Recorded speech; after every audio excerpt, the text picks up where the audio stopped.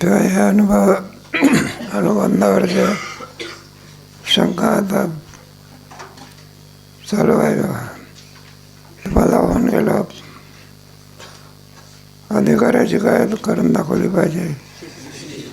पूर्व पक्ष कशाला म्हणतात, त्याची सिद्धी कशी करतात. त्याचप्रमाणे दुसरं काय होतं, दुसरं काय होतं अनुबंधामध्ये 4 आहे ना. कोणते 4 आहे? अधिकारी झाला, पुढे विषय कोणता आहे? एवढंच आहे का? बरं. पण पुढे प्रयोजन, पुढे प्रयोजन आहे ना. सकल दुःखाची, परमानंदाची. आता अधिकारी संपला म्हणजे वैकुंठाला गेला. पुढे विषय सांगितला. सांगता येते कोणाला विषय कसा सिद्ध होत नाही ते अनुवाद करता आला पाहिजे ना. पूर्वपक्षी म्हणतात की जीव ब्रह्माची एकता हा या ग्रंथाचा विषय सिद्ध होत नाही, कारण जीवाच्या ठिकाणी पंचक्लेश आहे आणि ब्रह्म हे क्लेशरहित आहे. जीव अनंत आणि भेदयुक्त आहे, ब्रह्म हे भेदरहित आणि एक आहे. जीव हे परिच्छिन्न आहे आणि जीव ब्रह्म हे व्यापक आहे, म्हणून त्यांची एकता संभवत नाही. आता अर्थच झाला की कसा संभवत नाही सांगितलं पाहिजे ना. अरे थोडंच झालं ते बरोबर आहे एवढं, पण पुढे आहे ना. पुढे जो साक्षी आहे तो जसा वंद्यपुत्र मानत नाही तसा आम्ही साक्षी मानत नाही. आणि जर मानला तरी जशी बुद्धी प्रत्येक जीवाच्या ठिकाणी भिन्न आहे तसे साक्षीही भिन्न आहेत, म्हणून जो साक्षीच्या ठिकाणी अनेकत्व धर्म आहे आणि अनेक साक्षीचे एका ब्रह्माशी सिद्ध होत नाही एकता. साक्षी कोणाला म्हणतात?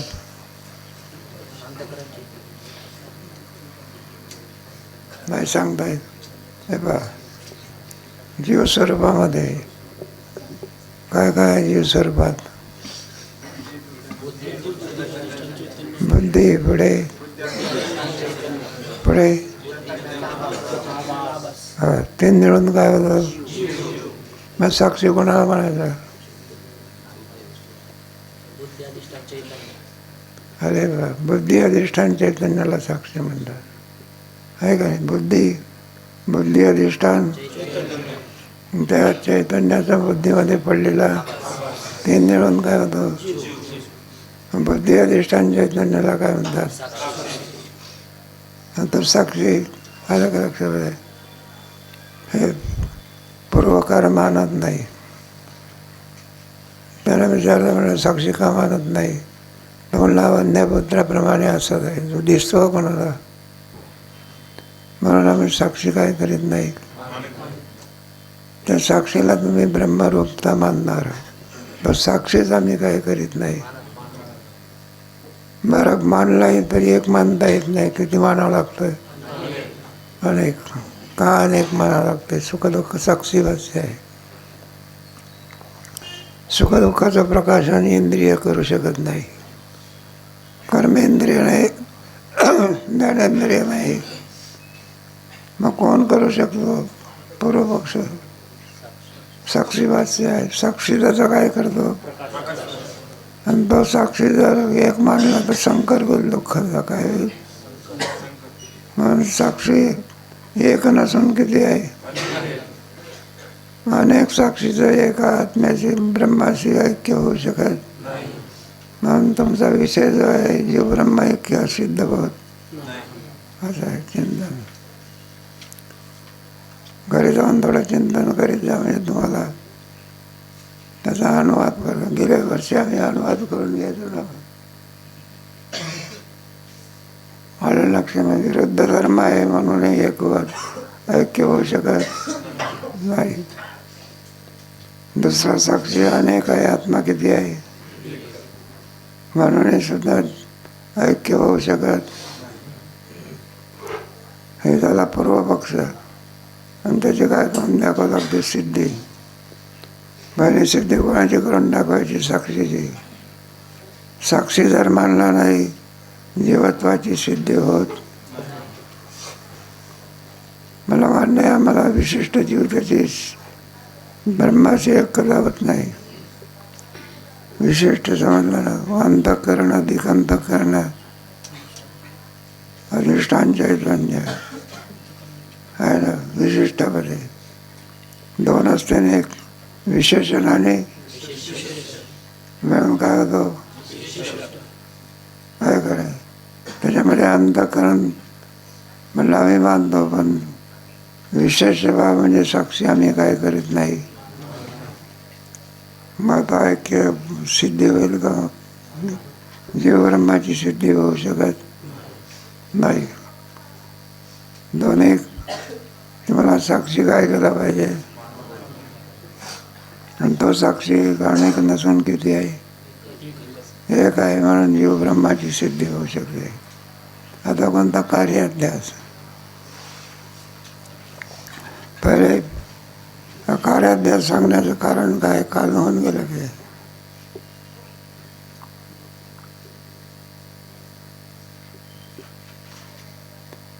कार्याध्यास सांगण्याचं कारण काय? आणि प्रयोजनावर शंका आहे. प्रयोजन कोणतं आहे? मग सकल दुःखाची निवृत्ती. हे बाप, प्रत्येकाला दुःख निवृत्तीची काय आहे? लौकिक उपायाने दुःखाची निवृत्ती होत नाही. निवृत्तीची तर काय आहे? इच्छा आहे. काय करे लयरूपकांत आत्यंतिक. मग दुःख निवृत्तीचं कोणतं साधन नाही. काल सांगितलं ना, कोणताही मनुष्य असू द्या, प्रत्येकाला दुःख निवृत्तीची काय आहे? धनिक असो, श्रीमंत असो, गरीब असो, काय जरी असेल. एखाद्या धनिक माणसाचा मुलगा वारला, मग काय हसत बसतो का तो? मग काय होतं? दुःख झालं. निवृत्त कशानं होते? शक्य आहे का? बाकीच्या वेळी आपल्याला लयरूप निवृत्ती होते, पण हे अत्यंत दुःख जे आहे ते निवृत्त होतं. अजून काही मेलेला मनुष्य जिवंत झालेला दुःख निवृत्तीचे काय आहे? कोणी असू द्या, त्या दुःख निवृत्ती करता आता हे चाललं आहे. आणि त्याला एकच साधन आहे. कोणतं साधन आहे? शास्त्र.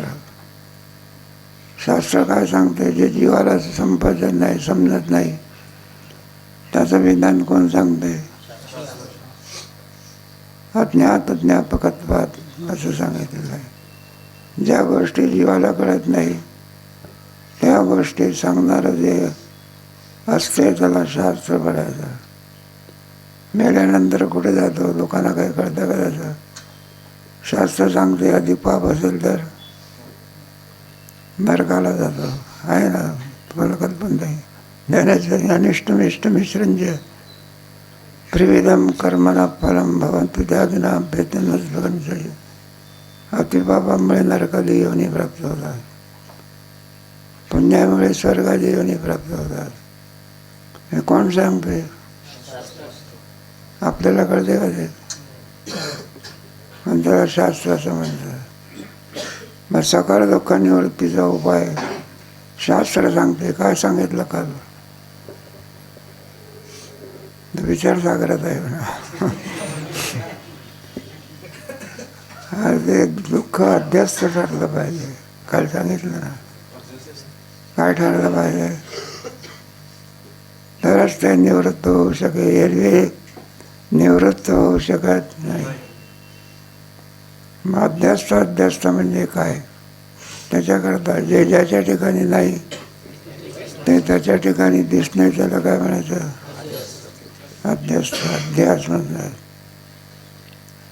जर ते अभ्यस्त ठरलं नाही तर दुःखाची निवृत्ती होऊ शकत नाही. सगळं वेदांतशास्त्र निष्फल होऊन जाईल. म्हणजे दुःख जे आहे ते दुःख अध्यस्त ठरलं आहे. आणि अध्यस्त पदार्थाचे अधिष्ठान ज्ञानाने काय होते, पण कशावर अवलंबून आहे अध्यस्त. मग त्या अध्यासाचे प्रकार आहे. एक कार्याध्यास, दुसरा मग कारणाध्यास कसा संभवू कार्याध्यास कसा संभवू शकत नाही अगोदर. नंतर मग कारणाध्यास सांगू तुम्हाला. वाचा.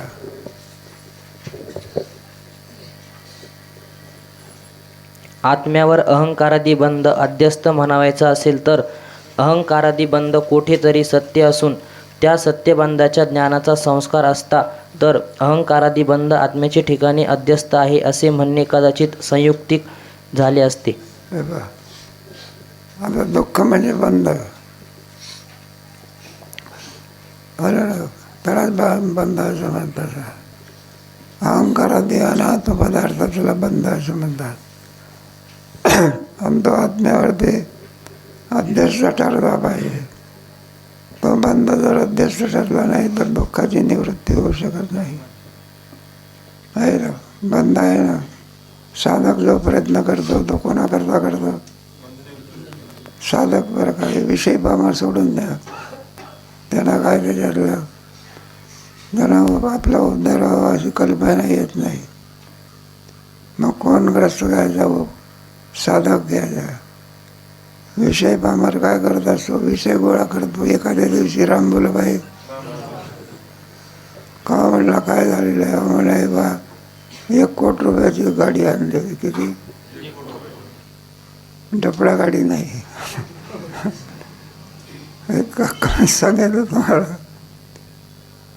आणि शेवटी काय होत असते बघा, एखाद दिवशी अटॅक आला तर ते गाडी 1 कोटी रुपयाची गाडी कशा करता कमी पडते?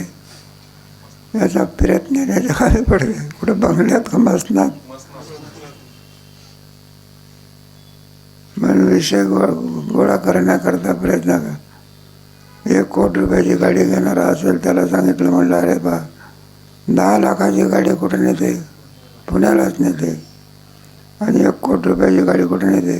स्वर्गात का? कुठं नेते? पुण्यालाच नेते. मग इतका पैसा कशाला खर्च करायचा? ॲक्सिडेंट झाले तर फुकट झाले. दे की एखाद्या सप्ताहाला देणगी बघता का?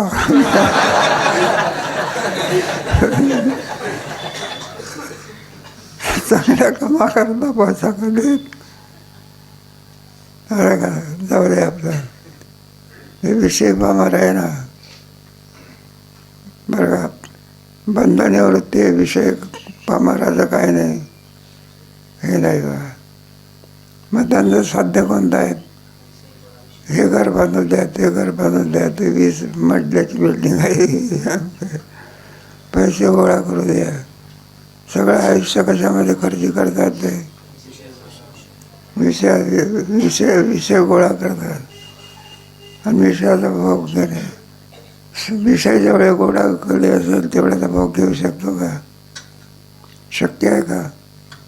एखादी मोठी 50 मजल्याची बिल्डिंग बांधली, सगळ्या बिल्डिंगवर राहतो का तो? मग कुठं राहतो? एका खोलीत. सगळ्या खोलीत राहतो का? एका कोपऱ्यात. मग विषय पामाराचे लोक आहे. तेव्हा बंध निवृत्ती करता कोण करतो? सुसाधक. ज्याचा बंध निवृत्त झाला त्याला मुक्त म्हणतात. माहिती का नाही? मग तुकोबराने सुद्धा प्रार्थनेत म्हटलेलं आहे, तुका आला लोटा अंगणी पुढे पुढे अरे पुढे कशातून सोडवा? मग तुकोबराला प्रार्थना करावं लागली ना. बंधन काय कोणी सोडू शकतं का? देवाशिवाय दुसरा कोणी सोडू शकत नाही. बंधातून निवृत्त फक्त 2च करतात, एक देव आणि समजा. म्हणून तुकोबाराने कोणाला प्रार्थना केली? तुझं विण कोणा शरण जाऊ नारायण असं आहे. म्हणून बंध निवृत्ती करता जो प्रयत्न करत असतो तो साधक. पण बंध म्हणजे काय हा प्रश्न. अहंकार आधी हे जे दुःख आहे या दुःखालाच बंध असं म्हणतात. बंध आणि मुक्त. पिंजऱ्यातला पोपट कसा आहे? नाही चांगलं आहे, बंद आहे. झाडावरचा पोपट आहे का? तुम्ही आम्ही कशातले जाळ्यातले आणि तो गोबरा कसे आहे? अनुरेणू या तो कडा.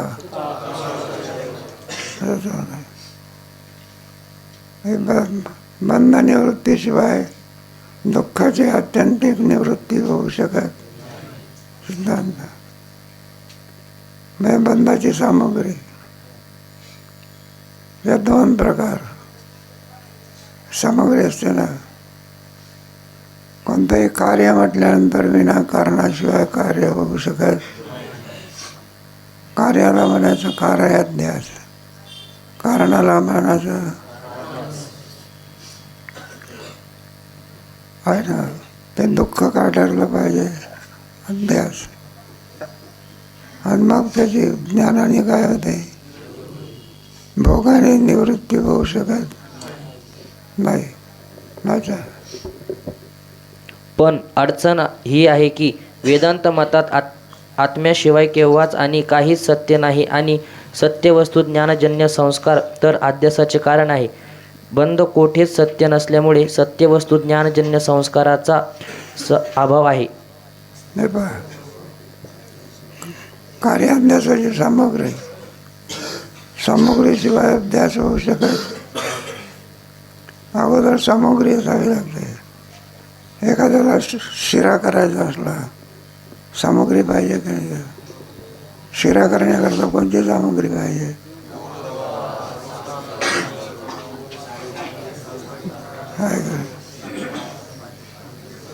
एक रवा पाहिजे, पुढे काय पाहिजे? साखर पाहिजे. नाही जेवणाचा प्रकार चालला आहे ना.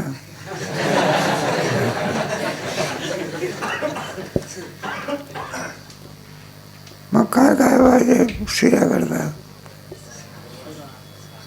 मला खाल्लाच नाही कधी तर काय सांगत. अरे रवा पाहिजे, पुढे आणखी नाही तूप असेल तर दिवस वारकऱ्याचा शिरा काय तुपाचा असतो का? 3 पाहिजे का नाही? तर काय होत असतो?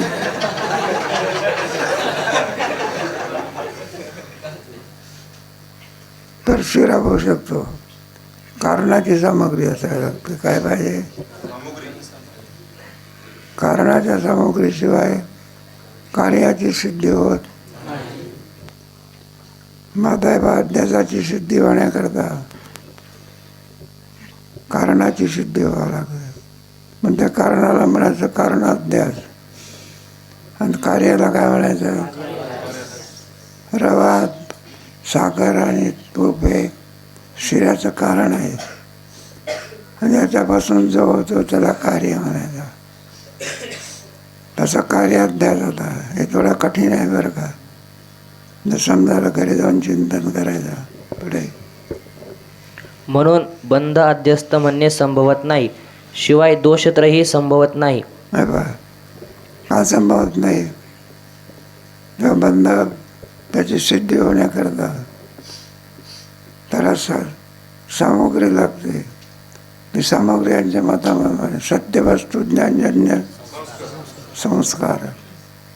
ही कार्याभ्यासाची काय? कुठंतरी तुम्ही साप काय असला पाहिजे. पाहिल्यानंतर तुमच्या ठिकाणी त्याचे संस्कार असतात आणि पुढे त्या संस्कारावर ते सायंकाळच्या वेळी सर्पाचा काय होतो? मग दुपारी होतो का? सायंकाळी होत असतो.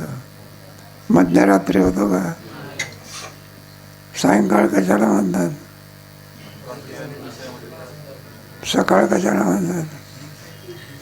नाही सांगायचं. याला काही वेदांत शास्त्र पाहिजे का? अजून दिवस मावळलेला नाही आणि रात्र झालेली नाही. तर मधल्या संधीमध्ये त्याला सायंकाळ झाला. आणि एक मनुष्य जायला लागला.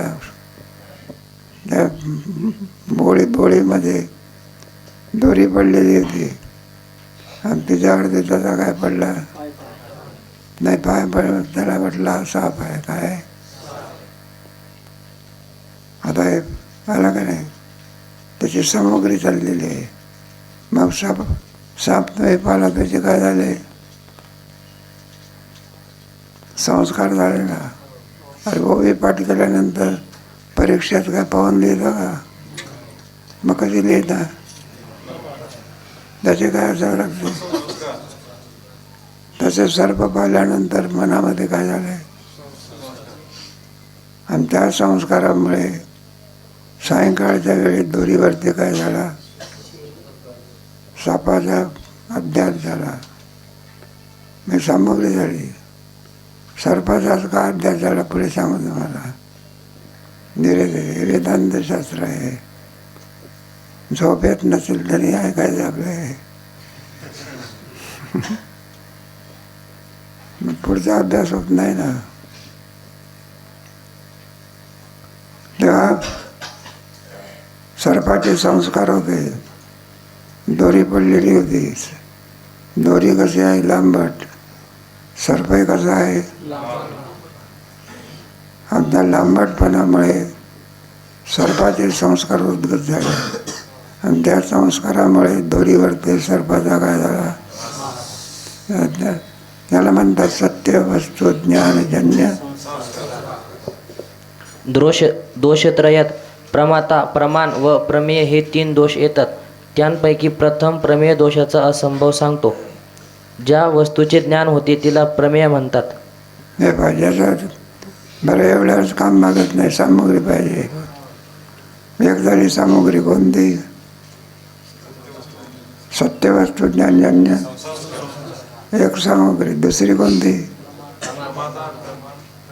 प्रमाता. पुढे पुढे हे 3 दोष पाहिजे. प्रमाता म्हणजे काय, त्याचं उत्तर झालं आहे. कशाला प्रमाता म्हणतात, वाच. दृष्टांतात रज्जू प्रमेय असून तिजवर सर्पज्ञान होते. त्या प्रमेयाचं झालं, प्रमाता गेला ना. ज्याला अध्यास होतो त्याला प्रमाता म्हणायचा. काय म्हणायचं, दोरीला अध्यास होत असतो का, नाही सर. लक्षात, प्रमाता, प्रमेय, प्रमाण, ज्ञाता, ज्ञान, ध्येय, कर्ता, कर्म, क्रियापद, भोक्ता, भोग्य, भोग्य, हे त्रिपुटी असावे लागते. पदार्थ पुष्कळ आहे. खाणाराच नसेल तर, मग खाणारा असेल त्याला काय म्हणायचं, भोक्ता. आणि पदार्थाला काय म्हणायचं, भोग्य म्हणायचं. आणि क्रिया होती त्याला भोग असं म्हणतात. ते नसल्याशिवाय त्रिपुटी होऊ शकत. पदार्थ आहे, बाईने स्वयंपाक सुंदर केलेला आहे, जेवणारच नाही, मग काय अन्नाचा मला खात असतो का. बरं, भोगता आहे, भूक जोरात लागली आहे, खायलाच काही नाही, असा संयोग यावा लागतो. असं बरं, पदार्थ वाढलेले आहे, भोगताही आहे, नुसतंच पाहतो आपला भोग आहे का. कोणतरी आपला एक संन्यासी भिक्षा मागत होता. एका चांगल्या माणसाकडे भिक्षा मागण्याकरता गेला. त्याला फार आनंद झाला. संन्यासी मनुष्य आहे, अतिथी म्हणून भिक्षा मागण्याकरता आलेला आहे, आपलं भाग्य आहे. म्हणलं, संन्यासी महाराज, भिक्षा काय, आमच्या घरी जेवात काही म्हणाला. भिक्षा राहू दे आता, आमच्याकडे काय करा. नौकराला सांगितलं, म्हणलं आसन वाढ, आसन टाके. असा म्हटला वारकरी आपल्या संन्यासी महाराजाच्यावरती. वाडा म्हणायला लागले. सगळ्यात पक्वानाची काय घेतली, नावं घेतली. बरं म्हणायला लागले, वाढून झालं का, जेव्हा संन्यासी महाराज झालं का जेवण, चालू का. संन्यासी उपाच्या उपवास आहे. आता का क्रिया होण्याकरता भोग्याची काय असते, आवश्यकता असते. नाही तर जेवणाचं आमंत्रण दिलं आपलं, या 11 वाजता जेवायला, बरं मग सगळी तयारी करून ठेवावं लागते. आला आपला 11 वाजता, म्हणलं कशाकरता आला, तुम्ही आमंत्रण दिलं ना जेवण्याकरता. म्हणलं जेवायला आहे का इथं सगळं. जेवणाच्या आमंत्रणाच्या अगोदर जेवणाची काय करावं लागते, नाही तर तयारी काय नाही, आमंत्रण दिलं आपलं. तेव्हा 3 प्रकार म्हणतात, भक्त, भोग्य आणि भोग. ज्ञाता, ज्ञान, ज्ञेय, प्रमाता, प्रमाण, प्रमेय कशाला म्हणतात. त्या सर्पज्ञानाचा विषय सर्प तोही प्रमेयच आहे. त्या 2 प्रमेयांमध्ये म्हणजे रज्जू व सर्प यांमध्ये लांबटपणा वगैरे सादृश्य आहे. हे पहा, प्रमेय काय म्हणायचं, दोरीला काय म्हणायचं, अरे दोरीला काय म्हणत, प्रमेय म्हणायचं. ज्याला दोरी दिसते त्याला काय म्हणायचं, प्रमाता म्हणायचं. आणि कोणाच्या द्वारा दिसते दोरी, डोळ्याच्या द्वारा. डोळ्याला काय म्हणायचं, डोळ्याला प्रमाण म्हणायचं. ज्याला दिसते त्याला प्रमाता म्हणायचं, आणि जे दिसते त्याला प्रमेय. पुढे त्याचप्रमाणे शिंपी आणि रूपे यात चकचकीतपणाचे सादृश्य आहे. म्हणून रज्जूवर सर्पाचा व शुक्तीवर रूप्याचा अध्यास होतो. हे पाहता, एक रज्जू सर्पाचं उदाहरण झालं. रज्जू सर्पाच्या उदाहरणामध्ये दोरीवरती सर्पाचा काय होतो, दोरीवरती सर्पाचाच अध्यास का होतो, सांगा की. चुकलं तर चुकलं, काय म्हणतात, लांबपणा असतो त्याच्यामध्ये, लांबटपणा. बरोबर आहे की, लांबटपणाने दगडावर कुठे सर्पाचा अध्यास होतो का, मग कशावर होत असतं. लांबटपणा सादृश्य आहे म्हणते, सादृश्य नावाचा दोष. कोणता, बरं पुढे. अध्यासाचे सरणीत बोलावायचे म्हणजे अधिष्ठान रज्जू व आरोप्य सर्प यामध्ये सादृश्य असावे लागते. आता पुढे आपल्या सिद्धांतामध्ये सांगायचं, दोरीवरती सर्प का होतो म्हणून अध्यास का होतो. दोरी लांबट, सर्पही बरं का. बरं, ज्याला अध्यास होतो त्याच्या ठिकाणी भय, प्रमाद आदी दोष असावे लागतात, तर अभ्यास होत असतो. आपल्या ठिकाणी भय आहे ना, मग आपण काय हाताने सर्प धरत असतो का, मग भय, आपले भय असावं लागतं. आणि जर बराडी लोक असतात ना, ते भीती नसते. एका ठिकाणी तो त्या पंढरपूरमध्ये माजगर म्हणतात ना, तळघर, त्याच्यामध्ये साप होता. तेव्हा ते आम्ही आपल्या वर माडीवर होतो, तळघरावर ते साप. माझा तर घाबरल्यासारखं, ते साप धरणारी माणसं असतात, त्याची पोरं घेऊन आला तो साप धरणारा माणूस. 2 काय होते, म्हणले बाबा साप कुठं आहे, आम्हाला तळघरात आहे. ते धुंडायला लागले, काय धुंडायला, ते पोरासुद्धा साप काय करायला लागले. आम्ही घाबरतो आणि पोरं साप धुंडायला. त्याच्या ठिकाणी अभ्यास होतो का, मग सर्पाची काय नाही, भीती नाही. तर आता काशीला साप निघालतो का, शांतिगिरी महाराजाच्या तिथे गणेश होता, तो म्हणला मी साप धरत असतो. म्हटलं जाऊ द्या, मग मी साप काय करतो, म्हटलं तो बरं आहे आपला. साप चावून मेला, आमच्यावर भानगडी यायची. भीती असावी लागते. काय असावी लागते? ज्याच्या ठिकाणी भीती नाही त्याला अध्यास होत. मग सामग्री आहे. लोभ अभय आधी. लोभ पाहिजे. शिंपलेवर ते चांदीचा अध्यास होत असतं. चांदीचा विषय अभ्यास होणाऱ्याच्या अंतःकरणामध्ये लोभ असतो. घेण्याकरता जातो तो. काय करतो? आणि त्याला त्या शिंपल्यावर ते चांदीचा काय होतो? अध्यास होतो. हे अध्यास प्रकार तुम्हाला काढला गेला की परवा दिवशी. हे काय मनाच्या विरुद्ध आहे. काय करायचं? सावधगिरीने काय करायचं? चिंतन करायचं. म्हणून सामग्री एक एक सामग्री. प्रमादाच्या ठिकाणी लोभाभयादी, प्रमेयाच्या ठिकाणी सदृश्य नावाचा दोष आणि प्रमाणाच्या ठिकाणी पित्तमलादी. एखाद्या शंखावर ते पिवळेपणाचा काय होतो?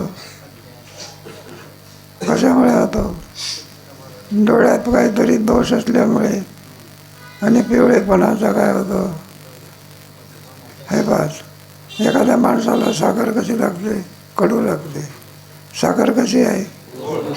कडू का लागते? कडू का लागते म्हटलं? चुकलं तर चुकलं सांगायचं की. अरे ताप आल्यामुळे लागते. मग साखरेवर कोणता अभ्यास झाला? कारण साखर कडू आहे का? मग अभ्यास कशामुळे झाला? ताप आल्यामुळे. प्रतिबंध म्हणला नाही का नाही? त्याप्रमाणे हे लावायचं संबंध द्यायचं. प्रमाता, प्रमाण आणि हे तीन दोष असावे लागतात. पहिला दोष म्हणजे सत्यवस्तू ज्ञानजन्य. दुसरा म्हणजे प्रमाता, प्रमाण आणि प्रमेय. याच्या ठिकाणी अनुक्रमित दोष. प्रमेयाच्या ठिकाणी सादृश्यता. प्रमादाच्या ठिकाणी लोभ अभयादी. प्रमाणाच्या ठिकाणी पित्त मिळाली. ही सामग्री असेल तर अध्यास होतो. सामग्री नसेल तर अध्यास होत नाही. पुढे आता आत्मा, अधिष्ठान आणि अहंकाराचे सर्व जगदरूपी बंध, आरोप्य यांच्यात सादृश्य काय? सादृश्यता तर नाहीच. उलट प्रकाश आणि अंधकार याप्रमाणे अत्यंत विरोध आहे. आता हे दोष तर कसे सिद्ध होत नाही? क्रमाक्रमाने सांगायचं. पहिला दोष कसा सिद्ध होत नाही? सत्यवस्तू ज्ञानजन्य. हे का सिद्ध होत नाही? विना संस्काराशिवाय अध्यास होऊ शकत पण त्याची सिद्धी होत नाही. का होत नाही? कुठंतरी तुम्ही साप काय केला असला पाहिजे. त्याचे संस्कार झाले. त्या संस्कारामुळे दोरीवर सर्पाचा काय झाला? अध्यास झाला. आता इथे बघा, कुठेतरी बंद तुम्ही सत्य काय केलं पाहिजे? सत्य पाहायला पाहिजे. तुमच्या मतामध्ये बंद सत्य नसून मिथ्या आहे. सगळं जगच काय आहे? तुम्हाला कळलं ना? वेदांत शास्त्रामध्ये जगत सत्य आहे का मिथ्या आहे? सत्य काय? ब्रह्मसत्यम जीवो ब्रह्मय. जगत हे सगळं मध्य आहे. वेदांत शास्त्र आहे का रे? मग तुम्ही बंध कसं आहे? मिथ्या आहे की? मिथ्या बंध म्हणून त्याला निवृत्त होतो. मग बंधाचा अध्यास होण्याकरता सत्यबंधाचे संस्कार आणले. कुठं? संस्काराची सिद्धी होत नाही. सर्पाचा अध्यास होण्याकरता अगोदर तुम्ही कुठंतरी वारुळामध्ये काय पाहिला असला पाहिजे आणि त्याचे संस्कार झाले. आणि त्या संस्कारावरती दोरीवरती सर्पाचा काय झाला? मग काही बंधाच्या आपल्या सर्पाच्या बाबतीत बरोबर आहे. पण आत्म्यावरती बंधाचा काय होतो? अध्यास होतो. अगोदर तुम्ही सत्यबंध काय केला पाहिजे? त्या बंधाचे काय होईल? त्या संस्काराने आत्म्यावरती बंधाचा काय होईल? मग पण तुमच्या मतामध्ये बंध सत्य नसून काय? सत्यवंताचे संस्कार आणले कुठं? सत्यवस्तू ज्ञानजन्य संस्काराचा अभाव आहे. पुढे आत्मा प्रत्येक म्हणजे सर्व पदार्थांचे आत आणि बंध पराग म्हणजे बाहेर किंवा दूर आहे. बा सत्यवस्तू ज्ञानजन्य संस्कारी सामग्री जमत नाही. एका सामग्रीचा अभाव आहे की दुसरी सामग्री कोणती? प्रमाता, प्रमाण आणि प्रमेय. त्याच्यामध्ये प्रमेय नावाचा दोष तो सिद्ध होत नाही. का सिद्ध होत नाही ते क्रमाक्रमाने सांगतात. प्रमेय आहे ना, दोरी आहे काय आहे? प्रमेय आहे. आणि त्या प्रमेयावरती सादृश्य नावाचा दोष लागतो. आज्ञावरती बंधाचा काय होतो? अध्यास होतो. इथे बरोबर आहे.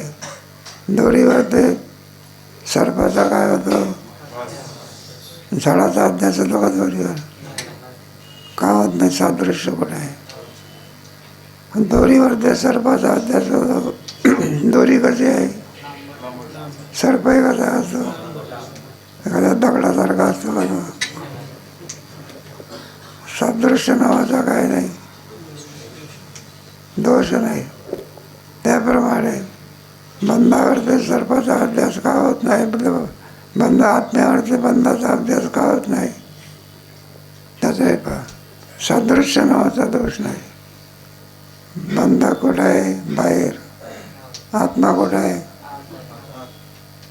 विरुद्ध धर्म आले का नाही? बंध कसा आहे? जड स्वरूप.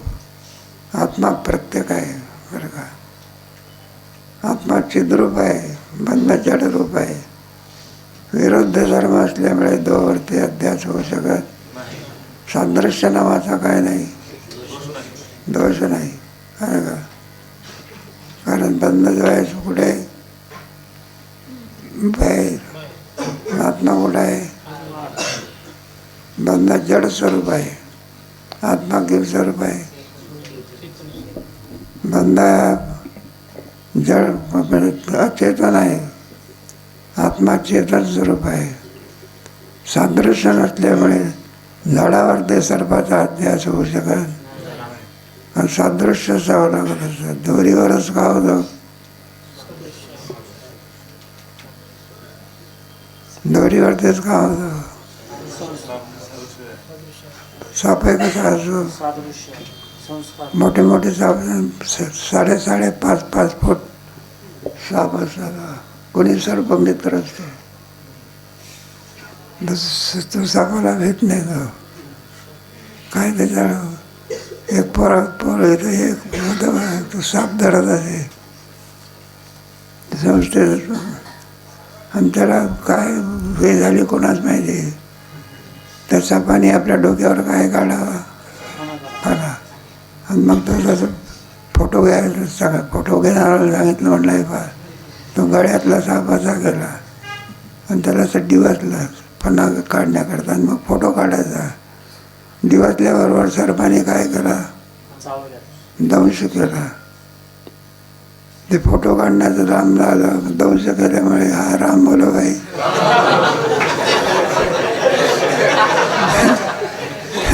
त्याला वाटलं मी नाथ महाराज आहे. नाथ महाराजांच्या डोक्यावर काय होतं ते त्यांची गोष्ट वेगळी. ते पोरं खेळत असायला. नाथ महाराज खेळायचे. त्यांना दूध देऊन पाजायचे बा मुलं. कोणाला? नाथ महाराजाला आपला गडी म्हणून. इकडे काय झालं? साहेब नाथ महाराजला बालवयामध्ये ध्यानाकरता बसले होते. आणि कुठून तरी काय आला आणि त्याचा पणा काढला.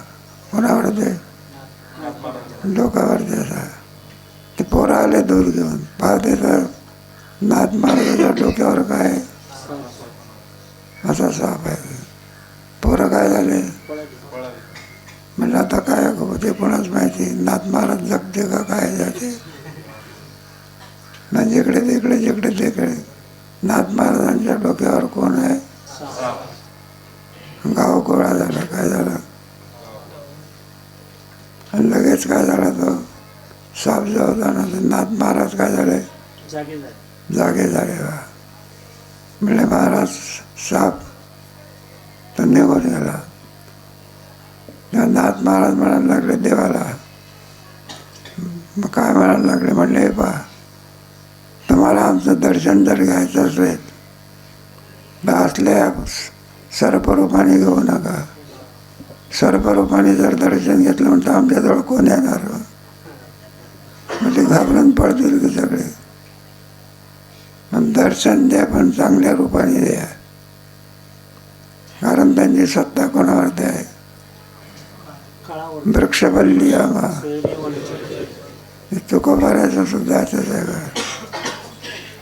सगळे जे पाणी आहे ना, वाघ म्हणा सर्प म्हणा काय तुमचे होय नव्हे दर्शना करता यायचे कोणाला घरी का मग कुठे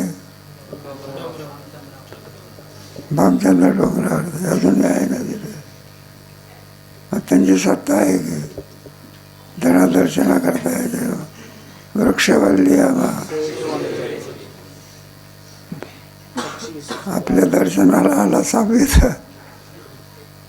तेव्हा कशा नाथ महाराजांची गोष्ट सांगतात आणि तुमच्या तुकोबायाची ते तुमचे गजानन महाराज शेगावचे ते पंपा सरोवराला ते साप काय यायचे असे धराचे बसवायचे म्हणतात, सांगतात वाले गजानन महाराजांचे. त्यांची सत्ता वेगळी आहे. आपण त्या पदाला काय झालं नाही, पोहोचलेलो नाही. मग त्यांना मी कशा करता सांगितलं मला, हे सर्पाचा दृष्टांत का घेतला नाही, सादृश्यता आहे पण इतराच्या ठिकाणी भीती आहे त्याची. काय आहे दोरीन भासला कोण याला वाटते खराच सर्प आहे, काय घाबरून जाईल. आणि जो सर्प धरणारा तो घाबरत असतो का? सर्प धरणाऱ्याला सर्पाचा अभ्यास होत नसतो. जो ज्याच्यावर जो भीती आहे त्याला सर्प दोरीवर ते सर्पाचा काय होतो, धरणारा मनुष्य कुठं घाबरत असतो का? तर तो उलट सर्प दिसता बरं दोरीवर त्याचा हात घराला जाईल होतं. हात घराला गेला तर सर्प लागते का दोरी लागते? मग कोणाला अभ्यास होत असतो? ज्याच्या ठिकाणी सर्पाची भीती आहे त्याला काय होतं, अभ्यास होतो. हे जे गारुडी लोक असतात त्या गारुड्याच्या पोराने खरंच साप धरला बघायचा. ते रामचंद्र महाराज होते, त्याचे ठरले होते साप धरल्यानंतर 5 रुपये द्यायचे. म्हणले महाराज साप धरला आम्ही तिकडे नेऊन टाकून देतो, 5 रुपये द्या की. ते रामचंद्र महाराज म्हणे तुला 5 रुपये देतो पण आमचा साप 50 रुपयाचा आहे. उलट 45 रुपये दुसऱ्या जाऊ द्या. सादृश्य दोष म्हणतात. कोणता दोष? मग दोरीवर ते सर्पाचा अभ्यास होण्याकरता कोणती सामग्री पाहिजे? लांबटपणा. पुढे आता विषयी स्वप्रकाशमान व बंध विषय जड आहे. या प्रकारे विरुद्ध धर्मवान आत्मा आणि अनात्मा या दोहोत अध्यास घडणे शक्य नाही. बरोबर आहे. बंध कुठं आहे? बाहेर. आत्मा कुठं आहे? बंध जड स्वरूप आहे, आत्मा कसा आहे? चेतन स्वरूप आहे, विरुद्ध धर्म आहे. म्हणून सादृश्य नावाची सामग्री सिद्ध होत नाही. दुसरी सामग्री वाचा. वास्तविक 2 पदार्थांत सादृश्य असणे हा दोष नाही. तथापि रज्जू आणि सर्प यांमध्ये सादृश्य असल्यामुळे भ्रम होतो, म्हणून सादृश्याला दोष असे म्हटले आहे. लांबटपणा आहे, सादृश्य आहे. मग दोरीवर ते सर्पाचा काय होतो?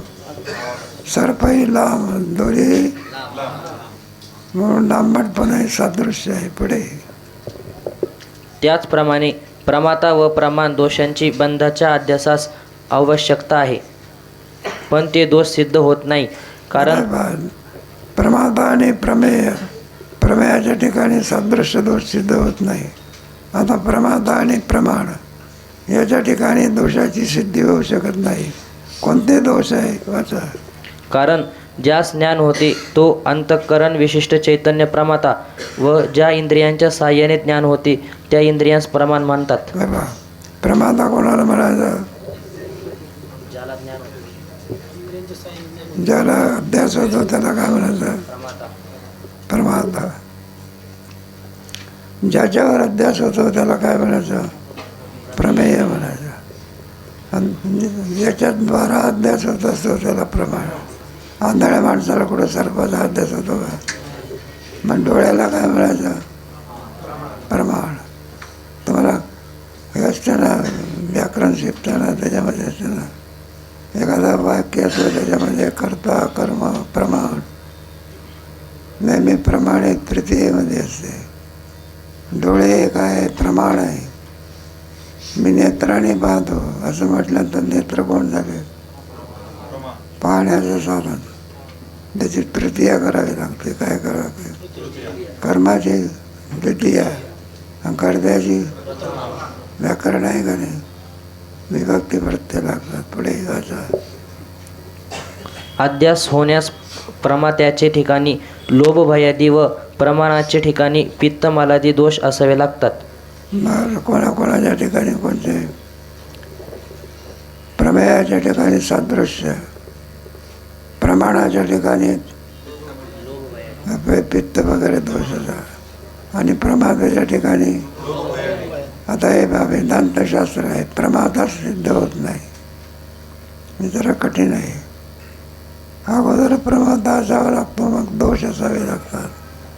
प्रमादा प्रमेयाची शुद्धी होत कारण वेदांतशास्त्रामध्ये बरं का हे प्रमादा आणि प्रमाणाध्यस्त आहे.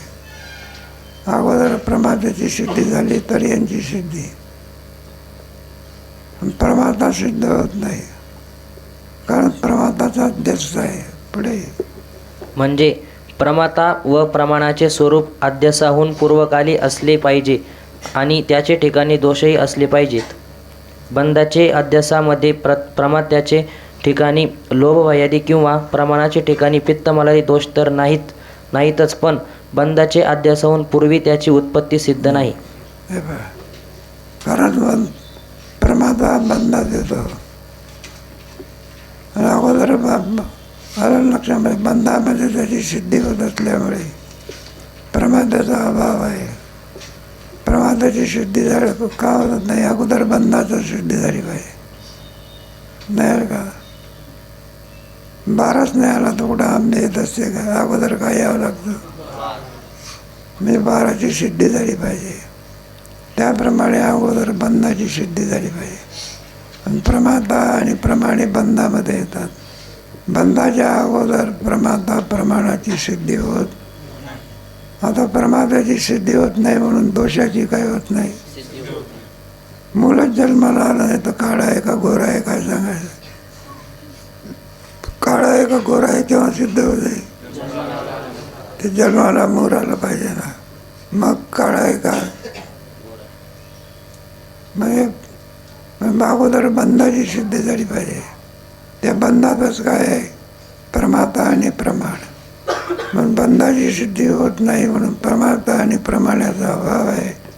म्हणून त्याच्या ठिकाणी असणाऱ्या दोषाची सुद्धा काय होत नाही. पुढे कारण अहंकारादी सर्व अनात्म पदार्थ हाच जर बंध आहे तर त्यातच प्रमाता व प्रमाणांची गणना आहे. प्रमाता प्रमाण वगैरे सगळे बंधामध्ये त्याची गणना आहे. आपल्या ठिकाणी जीवत हा सुद्धा भ्रम आहे. ज्ञानाने त्याची निवृत्ती होत असते. पण अगोदर बंद व्हावा लागतो. अभ्यास व्हावा लागतो. अभ्यासच झाला नाही तर दोरी करते सर्पाची सिद्धी होऊ शकत. पुढे रज्जूवर सर्पाध्यास पाहणारा जो प्रमाता तो सर्पाध्यासाहून पूर्वी असतो तसा अहंकारादी बंध पाहणारा प्रमाता पूर्वी असला पाहिजे पण तो असणे संभवनीय नाही. म्हणून अगोदर आत्मस्वरूपाच्या ठिकाणी अहंकारादी बंध बंध म्हणजे काय? अहंकारादी पदार्थ त्याला बंध म्हणत असतात. आणि तो बंध अगोदर सिद्ध असावा लागतो. बंधाची जर सिद्धी होत नसेल तर प्रमाता आणि प्रमेयाची सिद्धी होऊ शकत नाही. अगोदर प्रमाता आणि प्रमादाची सिद्धी होण्याकरता बंध व्हावा लागतो, आहे काय? मग त्याची काय होते? अगोदर कारणाची काय असावी लागते सिद्धी. कारणाचा अभाव असेल तर कार्य होऊ शकत नाही. अगोदर काय पाहिजे? अगोदर ओवी पाठ केल्याशिवाय ते परीक्षेत लिहिता येते म्हणा, पण ते कोणती पाहून एका पोरगाव दवा आम्हाला वाटलं भरपूर लिहून राहिलेला आहे, सारखा लिहित होता. आम्हाला वाटलं याला 50 मार्क मिळते का? 50 पैकी 60 मिळते. पेपर तपासायला घेतलो, काही नव्हतं बघा. श्री विठ्ठल श्री विठ्ठल. त्याला विचारलं म्हणलं का रे? मला श्री विठ्ठल श्री विठ्ठल म्हणलं पाठवच केलं नाही. काय केलं नाही? मी एक पोरगा म्हणायला लागलं. म्हणलं का त्याने पेपरात काहीच लिहिलं नाही, त्याला तुम्ही मार्क कसे दिले? 5. मग आम्ही सांगितलं म्हणलं परीक्षेचा नियम पाळला. काय पाळला? जो परीक्षेला आलाच नाही त्याच्यापेक्षा काही का असेल, पण तो काय आला? कर्तव्याचं काय केलं म्हणून त्याला किती मार्क द्यायचे? 5 मार्क. जाऊ दे आपला दृष्टांत. ज्याचे स्वरूपच जर सिद्ध होत नाही तर त्याचे ठिकाणी दोषाची सिद्धी होत नाही, हे आपोआपच ठरते. प्रमाता प्रमेयाचं सिद्धीच होत नाही. अजून मुलगा झालेला नाही, तो काळा आहे का गोरा आहे सांगता येत. अगोदर काय व्हावं लागतो, नंतर तो काळा आहे का गोरा आहे असं पुढे. आणि अध्यास होण्यास दोष तर पाहिजेच, त्यांचा अभाव आहे म्हणून अहंकारादी अनात्म पदार्थ आत्म्यावर अध्यस्त आहेत हे म्हणणे संभवत नाही. म्हणून आत्मस्वरूपाच्या ठिकाणी बंधाचा अध्यास होतो हे म्हणणे काय नाही. मग कार्याध्यासाचा काय आहे? अभाव आहे. कारणाचा अभाव आहे म्हणून कार्य होऊ शकत पुढे. आत्म्यावर बंध जर अध्यस्त नाही तर आत्मज्ञानाने त्याची निवृत्ती होते हे म्हणणे संभवत नाही. अगोदर बंध अध्यस्त ठरलं पाहिजे, मग आत्मज्ञानाने त्याची काय होते. पण बंध अध्यस्त नाही. बरं का लक्षात? म्हटलं तो वारुळातला साप आहे, ऐका लक्षात. दोरीच्या ज्ञानाने त्याची निवृत्ती होत, मग कोणत्या सर्पाची होते? आधी उदर तो सर्प अध्यस्त ठरला पाहिजे. अध्यस्त पदार्थाची निवृत्ती अधिष्ठान ज्ञानाने होते. मग अगोदर दुःख काढायला पाहिजे आणि मग नाही का अधिष्ठान ज्ञानाने त्या दुःखाची काय होईल. म्हणून बंध सत्य नसून नित्य नसून काय आहे? सत्यबंधाची निवड पुढे बोलल्यावर सांगू तुम्हाला. क्रियाच केली पाहिजे. काय केली पाहिजे? दोरीवरचा सर्प वाचला तर जीवर आहे. वारुळातला सर्प असेल तर दोरीच्या ज्ञानाने जात असतो का दांडक्याने ठोकला पाहिजे? कारण सर्प दोरीवरचा आहे का अंड्यातून निघालेला आहे. तसं दुःखाची निवृत्ती होऊ शकत नाही. म्हणजेच अध्यासाची निवृत्ती होत नाही. कार्याध्यास सिद्ध होऊ शकत. पूर्व पक्ष. पुढे कोणता पक्ष? संपलं का? बचा. आता ज्याप्रमाणे सर्पाध्यास होण्यास अधिष्ठान रज्जूचे अज्ञान असते आणि त्या अज्ञानाचे कार्य सर्प होतो, त्याप्रमाणे आत्म्यावर बंधाचा अध्यास होण्यास आत्मस्वरूपाचे अज्ञान असले पाहिजे. म्हणजे त्या अज्ञानाचे कार्य अहंकारादी बंधाचा अध्यास घडेल. बंधाचा अध्यास करावा त्याला कारणाची सिद्धी पाहिजे. अगोदर अज्ञान असावं लागत असतं. मग त्या अज्ञानाचे सुद्धा अध्यासामध्ये घडणं आहे. म्हणून दोरीचा सर्पाचं अज्ञान असताना नाही, दोरीचं अज्ञान असताना त्या अभ्यासाची सुद्धा सिद्धी असावी लागते. म्हणून सर्पाला म्हणायचं कार्याध्यास. आणि सर्पाचं जे कारण आहे अज्ञान, त्याला म्हणायचं कारण अध्यास. दोन्ही अध्यास बंधाला कारणीभूत आहे. पुढे यात अधिष्ठानाचे अज्ञान हे कारण असून तेही अध्यस्त आहे, म्हणून त्यास कारणाध्यास म्हणतात. आणि त्या अध्यस्त अज्ञानाचे कार्य अहंकारादी बंध, त्यास कार्याध्यास म्हणतात. म्हणून काय म्हणायचं, अहंकारादी बंध असेल त्याला कार्याध्यास म्हणायचं. आणि ज्या कारणाने तो बसतो ज्याला अज्ञान, त्याला कारणाध्यास म्हणायचा. कोणत्याही पदार्थाला दोन आवश्यक आहे. एक कारण असावं लागतं आणि एक विनाकारणाशिवाय कार्याची सिद्धी. अज्ञान संतांचं काय झालेलं असते, अज्ञान निवृत्त झालं, म्हणून त्यांच्या ठिकाणी अध्यास होऊ शकत नाही. दुःख नाही रे आणि तुका म्हणे माझी बा. म्हणजे दुःख बिक्ख सगळं अज्ञानाचं कार्य आहे. हे बा, जर आपण झोपेमध्ये गेलो, दुःख आहे का सुख आहे? कोणत्या अवस्थेत?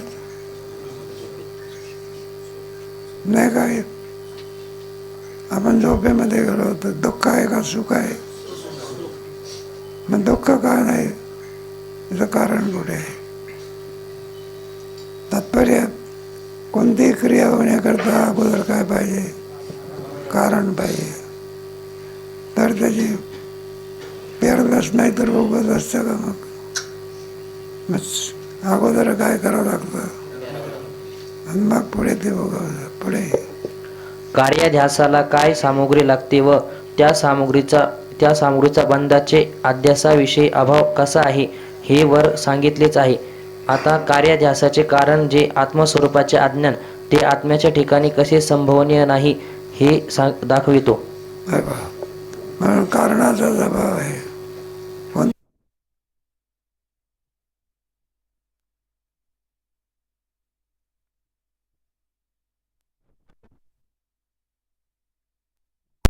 त्याच होऊ शकत नाही, याला लक्षात आहे. पण ते दुःख सत्य मिथ्या ठरू शकत नाही. सत्य पुढे सत्य दुःख, त्याची निवृत्ती कशी करायची?